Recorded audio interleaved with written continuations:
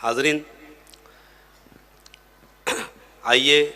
اب ہم اس شخصیت کی جانب بڑھتے ہیں جو آج کے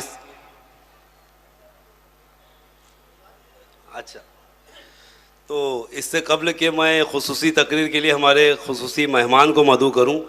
ہمارے درمیان معین ڈون صاحب جو آج کے اس مقابلے میں جج کے فرائض انجام دے رہے تھے، میں معین ڈون صاحب کے حوالے یہ مائک کرنا چاہتا ہوں، تشریف لائیں۔ الحمدللہ رب العالمین والصلاة والسلام علی نبی الامین۔ السلام علیکم ورحمۃ اللہ وبرکاتہ۔ مجھے پہلے ہی تاکید چٹھی پہلے ہی دے دی گئی ہے کہ مجھے صرف 5 منٹ بولنا ہے، تو اسی کی نسبت سے ایک بات میں آپ لوگوں کے سامنے رکھتا چلوں کہ ایک بار ونسٹن چرچل سے کسی نے کہا کہ اگر آپ کو 1 گھنٹہ بولنا ہے تو تم کو کتنی ایڈوانس نوٹس دی جائے؟ تو انہوں نے کہا کہ اگر 1 گھنٹہ بولنا ہے تو ابھی اس وقت بلوا لو، میں بھی بولوں گا، اور اگر آپ کو 5 منٹ بولنے کا وقت دیے تو بولے مجھے پورے 7 دن لگیں گے 5 منٹ میں مجھے اپنی بات رکھنے کے لیے۔ تو 5 منٹ میں لب لباب صاحب نے رکھنا یہ بہت ہی مشکل بات ہے۔ الحمدللہ، سب سے پہلے تو میں آج جن لوگوں کو انعام ملے گا ان مقررین کو اور ان کی پوری ٹیم کو اپنی طرف سے دلی مبارکباد دیتا ہوں، کیونکہ ظاہری بات ہے کہ جو مقرر ہے وہ ایک فیگر ہے، سینٹرل کیریکٹر ہے، لیکن وہ جو کچھ بھی پریزنٹ کرتا ہے اس کے ساتھ میں ایک پوری ٹیم ورک انوالو ہوتی ہے۔ تو مقرر کے ساتھ میں اس پوری ٹیم کو بھی جو ہے ہم مبارکباد دیں گے، اور کسی وجہ سے جو لوگ پیچھے رہ گئے ہیں، اور حقیقت جانیے کہ آج بہت ہمارے لیے بہت مشکل مرحلہ تھا کہ ہم کس کو چنیں اور کس کو ریجیکٹ کریں۔ ایون ججز کے درمیان جو ہے اتفاق رائے بہت مشکل سے مل رہی تھی، لیکن پھر بعد میں ہم نے کسی طریقے سے جگاڑ کر لیا۔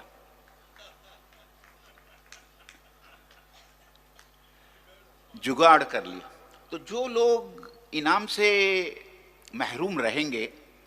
ان لوگوں سے میں یہ کہنا چاہتا ہوں کہ آج کے ٹاپکس میں سے ایک ٹاپک بھی تھا کہ غروب آفتاب جو ہے وہ طلوع آفتاب کا مظہر ہے، اور ان کے لیے ایک مزید ایک شعر میں یہ کہنا چاہوں گا کہ گرتے ہیں شہ سوار ہی میدان جنگ میں، وہ گرتے ہیں شہ سوار ہی میدان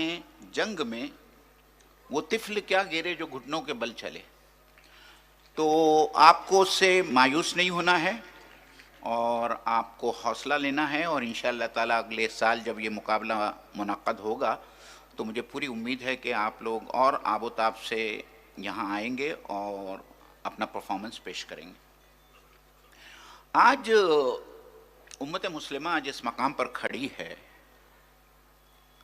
ہمارے لیے دامیں درمیں قدمیں سخنے ہر قسم کی مدد درکار۔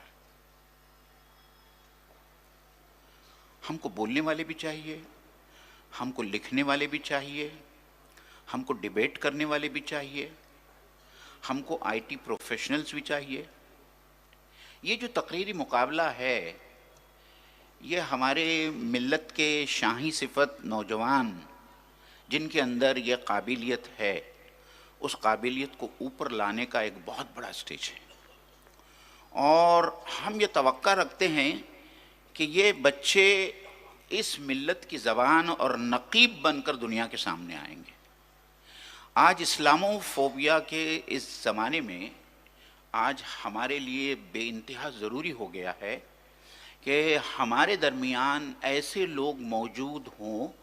جو اس اسلامو فوبیا پروپیگنڈا کے خلاف بات کر سکے، اور اسی طریقے سے اور ڈٹ کر بات کر سکے جس طریقے سے آج ہمارے مقررین یہاں بات کر رہے تھے۔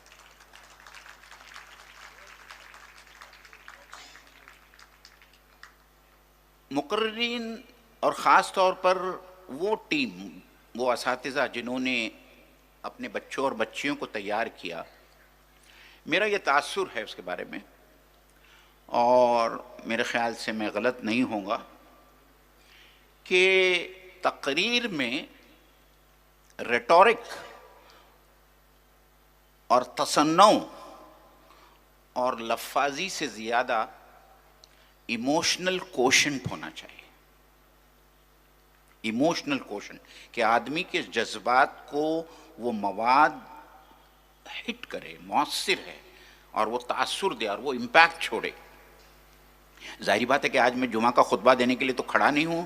میرے کو 5 منٹ کی جو ہے وقت دیا گیا ہے، لیکن میں ضرور ایک بہت اچھا سیرت سے ایک واقعہ ہے، کیونکہ دنیا نے نہ کوئی ایسا خطیب دیکھا، نہ قیامت تک ایسا کوئی خطیب آنے والا ہے جو رول ماڈل ہم سب لوگوں کے لیے ہے. اور ظاہری بات ہے کہ میں بات کر رہا ہوں اللہ کے رسول صلی اللہ علیہ وسلم کی. وہ واقعہ بہت بڑا ہے، میں اس پورے واقعے کو اس وقت بیان نہیں کر سکتا محدود وقت کی وجہ سے. آپ اس جنگ حنین کے اس واقعے کو یاد کریں جس میں بہت سارا مال غنیمت ملا تھا، اور یہ جنگ قریش اور انصار نے مل کر لڑی تھی. مال غنیمت کی تقسیم کے وقت اللہ کے رسول صلی اللہ علیہ وسلم نے تالیف قلب کی خاطر اہل قریش کو زیادہ مال غنیمت دیا، اور انصار کو ان کے مقابلے میں کچھ کم مال غنیمت دیا. تو انصار میں جو نئے صحابہ تھے ان میں چیمی گوئیاں شروع ہو گئی کہ اللہ کے رسول صلی اللہ علیہ وسلم نے خدا نخواستہ انصاف نہیں کیا مال غنیمت کی تقسیم میں. جب اللہ کے رسول صلی اللہ علیہ وسلم کو یہ بات پتہ چلی، آپ تو بہت بڑے حکیم تھے، آپ نے تمام صحابہ کو جمع کیا، اور پھر وہ ایک لمبی تقریر کی جو ایک حدیث کا حصہ ہے، لیکن اس کا جو آخری حصہ ہے، جو جملہ ہے، جو میں ایموشنل کوشنٹ کی بات کر رہا ہوں آپ لوگوں کے سامنے، انہوں نے انصار مدینہ سے کہا کہ کیا تم اس بات پر خوش نہیں ہو کہ بھیڑ بکری تو قریش لے جائے اور محمد کو تم اپنے ساتھ لے جاؤ.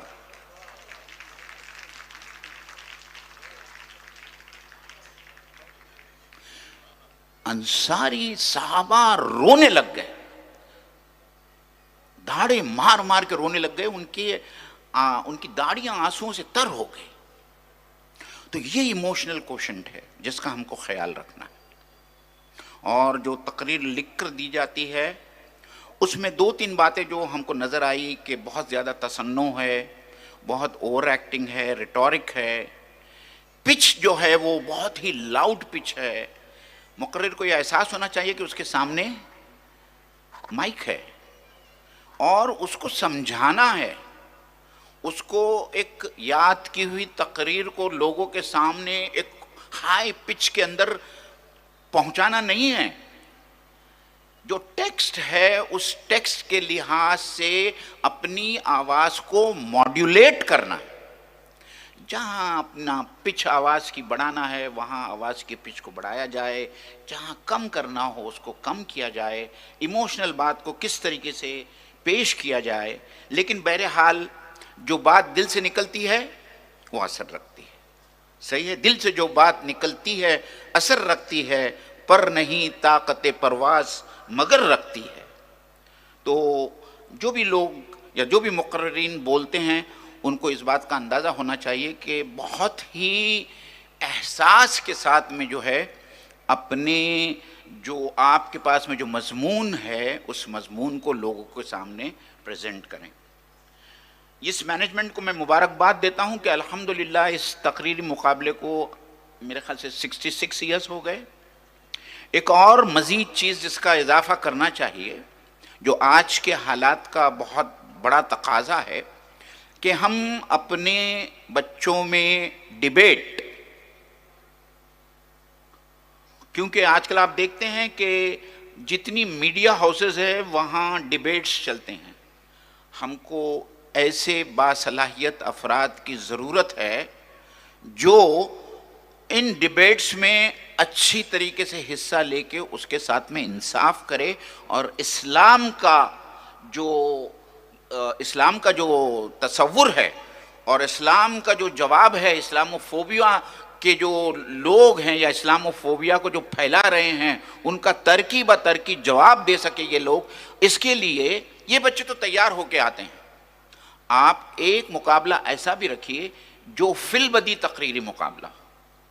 کہ بچوں کو بلایا جائے، انہیں یہیں تقریر کے لیے عنوان دیا جائے، 5-10 منٹ ان کو دیے جائے، وہ تقریر تیار کریں خود سے اور آ کر اسٹیج کے اوپر یہ سنائیں۔ اور یہی لوگ جو ہے، اگر آپ لوگ چاہتے ہیں تو ایک ڈیبیٹنگ کمپٹیشن بھی رکھ سکتے ہیں کہ ایک آدمی اس کے خلاف بولے، ایک آدمی اس کے حق میں بولے۔ اس طریقے سے جو ہے ہم اپنے نوجوانوں کو تیار کر سکتے ہیں۔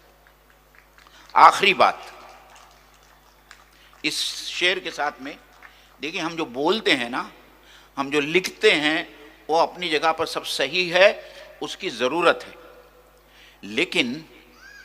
جو بات اس شعر میں کہی گئی ہے، اس شعر کے ساتھ میں اپنی یہ 5 منٹ کی تقریر ختم کروں گا۔ تحریر سے ممکن ہے نہ تقریر سے ممکن، تحریر سے ممکن ہے نہ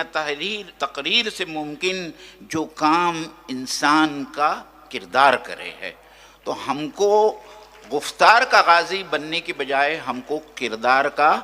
غازی بننا ہے، تبھی جا کر یہ ملت اسلامیہ کے سورج کا